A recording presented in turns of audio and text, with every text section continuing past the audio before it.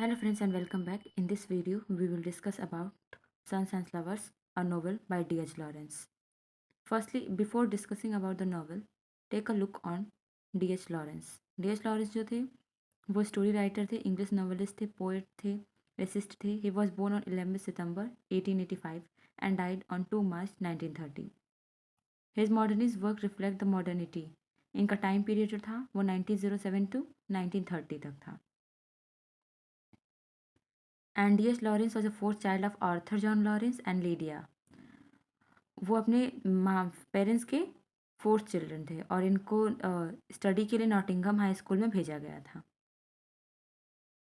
इन्होंने जो स्कूल है अपना वो 1901 में लेफ्ट कर दिया था एंड जूनियर कलर के तौर पे Heywood manufactures of surgical goods in Nottingham में 13 सेलिंग्स पर वीक की सैलरी पे इन्होंने काम किया था.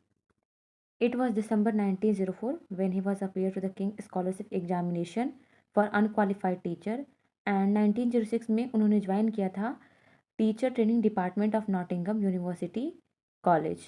He remained there up to June 1908 and qualified for the Board of Education to receive the teacher certificate.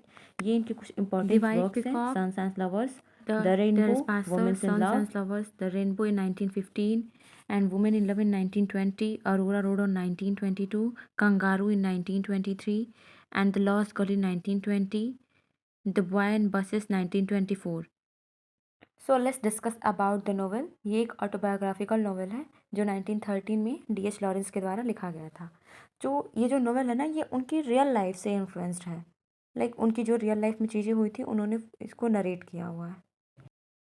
Firstly एक इंट्रोडक्शन लेते हैं जो नोवेल के मेन कैरेक्टर्स हैं.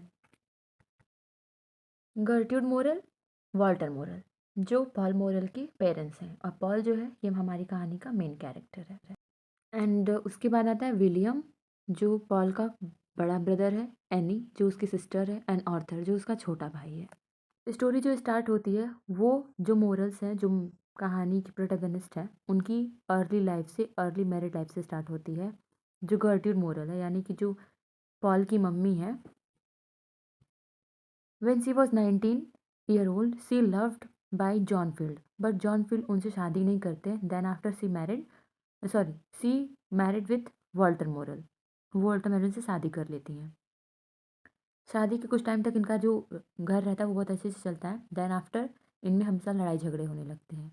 इनका बड़ा बेटा विलियम मॉरल तो जब गर्ट्यूड है वॉल्टर से परेशान होती हैं तो वो विलियम के बहुत ज़्यादा क्लोज आ जाती हैं. एंड उसके बाद क्या होता है विलियम एक लड़की को लेके आता है जिसका नाम लिली होता है, विलियम की बिलवेड.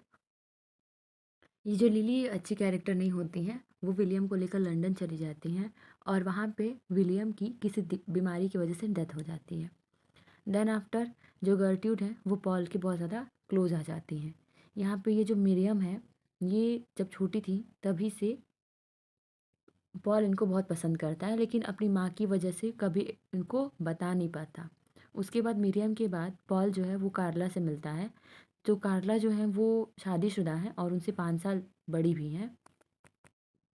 तो जो पॉल है वो कार्ला से भी शादी नहीं कर पाता और इसका जो हस्बैंड रहता है बैक्सर वो भी बहुत नाराज़ वो भी पॉल से बहुत ज़्यादा नाराज़ हो जाता है क्योंकि जो पॉल होता है वो कार्ला से थोड़ा लव रहता है इन लोगों के बीच में. फिर जो बक्सर है उसकी तबीयत ख़राब हो जाती है और पॉल और कार्ला दोनों में डिस्टेंस मेंटेन हो जाता है. लेकिन इस टाइम तक भी गर्ट्यूड नहीं चाहती हैं कि पॉल किसी और भी लेडी क्योंकि सी स्टार्ट लविंग पॉल. एंड ये जो एने और आर्थर है ये लोग अपनी ज़िंदगी में हैप्पी हैप्पी रहते हैं जब पॉल इनको लेके गर्ट्यूड को लेके परेशान रहता है. उसके बाद क्या होता है कि बाद में रिपोर्ट आती है जब गर्ट्यूड की तबीयत ख़राब होने लगती है तो उसके बाद उनका चेकअप कराया जाता है.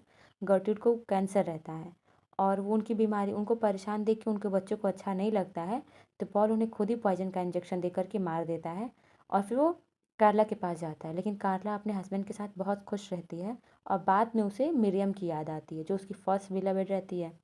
सो वहाँ पे जाता है एंड देन आफ्टर वो मिरियम के साथ अपनी एक नई ज़िंदगी का शुरुआत करता है. लेकिन पॉल को अपनी माँ की डेथ से बाहर निकलने के लिए बहुत ज़्यादा टाइम लग जाता है.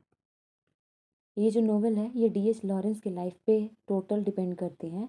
जिस तरीके से कहानी का मेन प्रोटैगनिस्ट यानी कि जो पॉल है वो मिरियम और कार्ला दोनों से इक्वली लव करता है बट शादी नहीं कर पाता.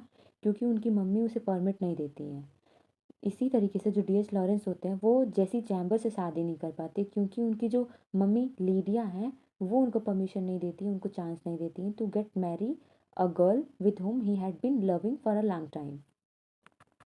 Thank you so much for watching this video.